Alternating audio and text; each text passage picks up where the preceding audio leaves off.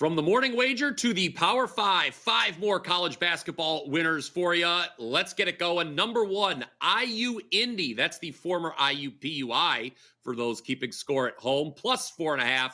I like them versus Green Bay, formerly known as Wisconsin Green Bay. 6:30 Eastern time tip-off. Horizon League opener for both teams. The key here, besides the fact that I make this line closer to a pick 'em, is that teams are shooting 38.2% from three against this Green Bay side. That's bottom 20 in the country. So you can shoot from distance against the Phoenix, and guess what? IU Indy gets over 40% of its total scoring from behind the arc. Seems like a favorable matchup to me. Take the plus 4.5 with the Jaguars. Oh, by the way, Green Bay is also one of the worst rebounding teams in the entire country as well.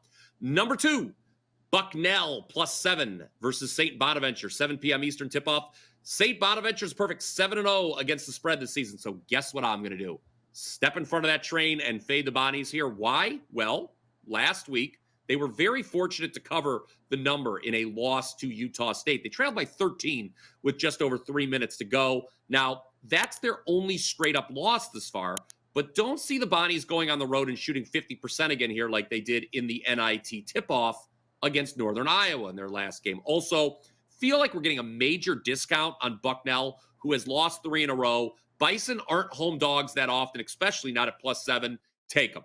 Number 3, back to the main board. Kansas City -3 versus Idaho. Yes, I'm hitting all the big games on the show today. Again, this is a classic buy low, sell high. Buying low on Kansas City, who is off a bad, 80-59 loss at Southeast Missouri. The Roos actually went into that game as 2.5-point favorites. They've played a brutal schedule at this point. I know Southeast Missouri isn't the greatest team, but not only were Kansas City's last 4 games all on the road, 2 of which they lost by 4 points or less, but they've already visited Creighton. They visited Iowa State. This will be KC's first home game since November 18th. Meanwhile, let's sell high on an Idaho team that just pulled an upset at home over Cal Riverside. Vandals have played 4 true road games so far, lost them all, 3 by double digits. So I like the favorite, Kansas City there. All right, number 4. Let's go to some teams you've actually heard of now for our fourth play. I like number 18, Pitt, plus 5.5 at Mississippi State. 9:15 Eastern time tip in Starkville. Now, if you followed me for any length of time the last couple seasons of college basketball, you know that I typically love to play unranked home favorites against top 25 opponents. Well, not here. Why? I just can't get to this number, guys. There's nothing phony at all about Pitt's start, okay? Let's look at what they've done. Wins over both West Virginia and Ohio State. I have the Panthers I had them power rated in the top 20 even before they beat the Buckeyes this past weekend. They're 5th in net rating, 13th in KenPom. Just don't think that Mississippi State, who lost to Butler over the weekend, should be laying this many points. Give me plus 5.5 with Pitt. And I'll close out the Power 5, our 5th selection, another 9:15 Eastern tip-off, Virginia Tech plus 5.5 versus Vanderbilt. You talk about buy low. This is the ultimate buy low with Va-Tech, who is 1-6 against the number and dead last among all power conference teams in both net and KenPom.